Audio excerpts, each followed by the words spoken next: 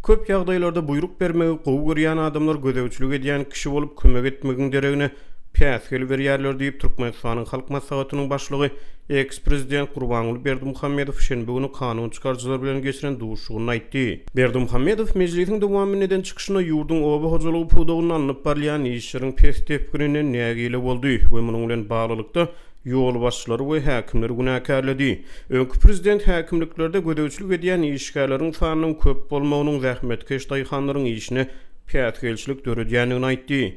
Bu barada Türkmenistanyň dowlet ýetirligine köpçüliklerini habar berişleri işleri maglumat berýänler. Häkimlikde barp işgärleň sany esli bar. Olaryň hemmesi gödäwçilik etmek, ýagny başlyk hem bolmagy isleýär. Neticede halal zähmet bilen ekine diýen hem ekýän her bir daýhana önüme öndüren her bir zähmetkeşe bar bir näçe gynansak da başlyk bar. Näşelelik bilen hem işte zähmet çekýänden gaýtam ýol başy kän.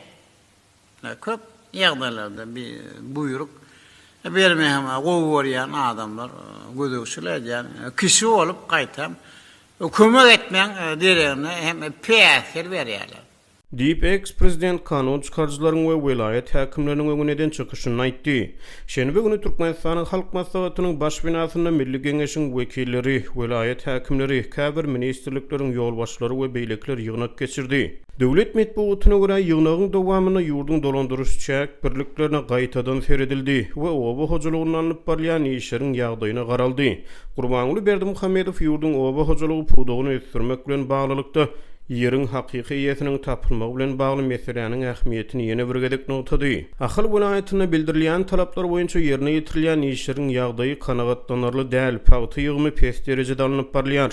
Buğday ekişde ören iydi galyar. Welaýatda suw üçinçiliginiň ýagdaýy hem yaramaz. Suw akawlary gazylmaýar. Döwlet tarapyndan köp mesberde satyn alynan tehnikalar hem iýesi saklanýar diýip eks-prezident aýtdy.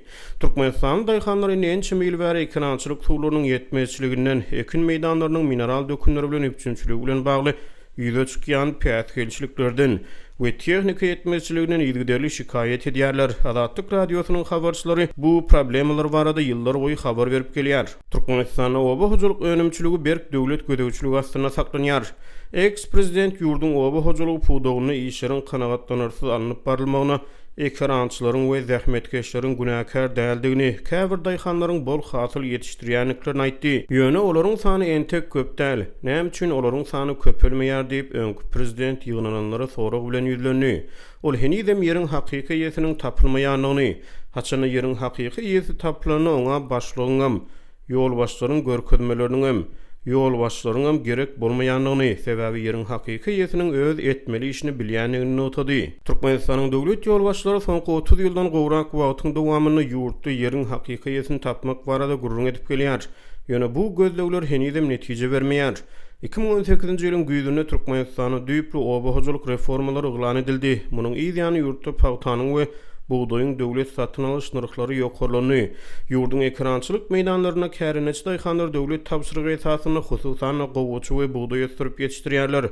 Bu ýygnalan hasyly döwletiň kesgitlen narhyndan döwletiň harmanxanalaryna tapşyrýarlar. Galabertede soňky ýyllarda yer alma we şugundur ýaly gök bakça ekinleri hem döwlet tapşyrygyna girildi.